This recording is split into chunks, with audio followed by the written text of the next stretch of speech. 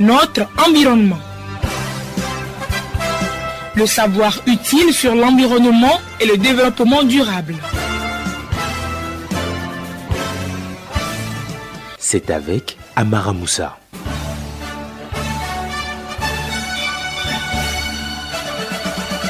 Les déchets solides, au-delà de leur aspect nocif, peuvent aussi constituer une source de revenus pour ceux et celles qui savent s'en servir. Le recyclage de ces déchets absorbe déjà certains jeunes chômeurs de la capitale Lomé à travers l'ONG Sciences et Technologies africaines pour un développement durable STAD. Avec l'appui de l'ambassade des États-Unis au Togo, son partenaire de tous les temps, l'ONG STAD met en œuvre un projet pilote de formation des 50 jeunes élèves de Lomé à la pratique environnementale. Pour évoquer ce projet lancé il y a quelques semaines, nous recevons ce dimanche Bema Gado, directeur exécutif de l'ONG Sciences et Technologies africaines pour un développement durable. D'abord, il nous parle de l'engagement de son organisation non gouvernementale dans la protection de l'environnement.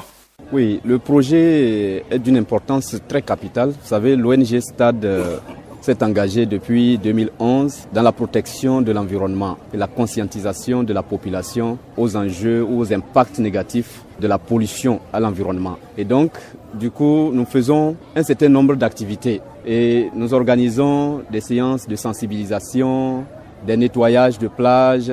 Et nous avons même un centre de recyclage des déchets. Et donc l'année dernière, notre perspective au cours d'une activité, c'était de mettre en place des ministères de l'environnement dans les établissements scolaires. Parce qu'aujourd'hui, nous sommes conscients que si la génération la plus jeune actuelle est bien forgée en matière de la protection de l'environnement, c'est que nous garantissons un développement durable futur. Parce que cette génération va remplacer notre génération que nous avons aujourd'hui qui jette facilement les déchets sans avoir une certaine conscience de leur impact. Et donc la génération qui va venir, que nous sommes en train de former actuellement, va venir remplacer cette génération que nous avons aujourd'hui et qu'on éprouve des difficultés à changer. Donc c'est pour cela que nous avons misé sur les plus jeunes dans les établissements scolaires pour apporter cette éducation environnementale à la base afin de pouvoir impulser la concrétisation du développement durable que nous sommes en train de chercher. Avec le soutien de l'ambassade des USA au Togo, vous avez lancé un projet pilote de formation à l'endroit d'une cinquantaine d'élèves. En quoi consiste réellement ce projet? Voilà, le projet consiste réellement à former des élèves à la pratique environnementale. Donc les élèves vont apprendre, par exemple, si on prend les papiers de ciment qu'on jette partout, aujourd'hui qui polluent la ville, comment on peut utiliser ces papiers de ciment pour refabriquer d'autres objets comme les sacs écologiques, pour aller au marché en remplacement du sachet plastique noir qui est nocif aujourd'hui pour l'environnement. Donc comment on peut utiliser par exemple les calendriers qui sont gâtés et qu'on jette pour refabriquer des sacs en accompagnant avec les pagnes et les bracelets, comment on peut faire du bricolage avec les déchets. Comment on peut utiliser les sachets plastiques de Pirouata et autres pour refabriquer des porte-monnaies, des sacs qu'on peut utiliser. Les enfants peuvent même utiliser pour aller à l'école, etc. Donc c'est fondamentalement pour apprendre ces élèves-là à la pratique environnementale. Et nous allons les amener également à visiter des initiatives de recyclage, telles que le centre de recyclage de l'ONG STAD, qui permet aujourd'hui d'employer plus de 25 personnes et 2000 personnes dans le système de collecte et de recyclage des déchets. Donc pour que les enfants prennent déjà connaissance et essayent de mettre des idées de créativité en matière de gestion de l'environnement, alliées à l'économie et au social. Donc pour pouvoir vraiment impulser le développement. Donc c'est cette notion de base-là qu'on est en train d'intégrer aux enfants qui vont finalement comprendre la pratique environnementale et qui vont maintenant transmettre à leurs concitoyens, aux parents à la maison et aux personnes qui sont concernées pour la protection de l'environnement. Quand on parle de recyclage, il faut d'abord de la matière. Comment comptez-vous disposer de ces déchets à recycler?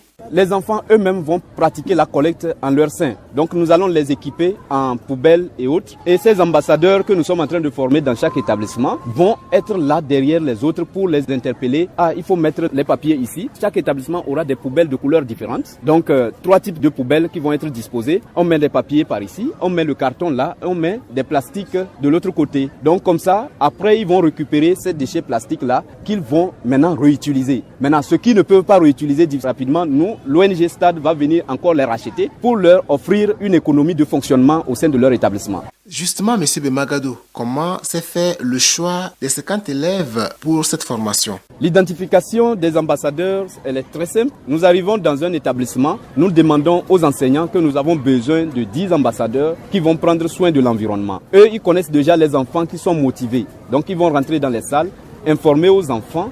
Les enfants qui sont motivés vont se désigner librement. Et c'est comme ça que nous sommes parvenus.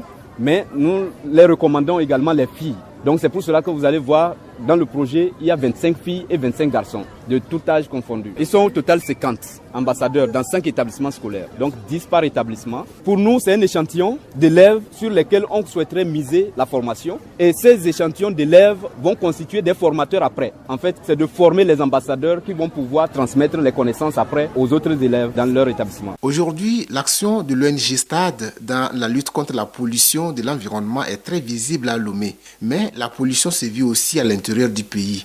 Est-ce que Stade compte étendre sa sensibilisation dans ces zones? Le programme est pour le moment basé à Lomé. En fait, l'ONG Stade est dans le recyclage depuis 2013 et nous avons plusieurs unités de collecte des déchets dans la ville de Lomé, en appui avec la mairie de Lomé et la préfecture du Golfe. Donc, à partir de ces unités de recyclage, nous sensibilisons les ménages qui collectent des déchets, qui nous envoient sur notre unité de recyclage à Avenou. Donc, nous sommes en train de chercher à nous étendre. Et pour pouvoir faire l'extension également, il faut consolider la base de ce qui existe ici. C'est pour cela que nous voulons d'abord aussi entraîner les enfants les plus jeunes dans cette initiative de collecte, de récupération et de transformation avant d'aller vers l'intérieur. Mais il faut noter que nous avons déjà un lien avec la commune de Tabligo qui aujourd'hui collecte les déchets et qui envoie dans le centre de recyclage de l'ONG Stade. Nous disons merci à Bemagado, directeur exécutif de l'ONG Sciences et Technologies africaines pour un développement durable, notre invité ce dimanche.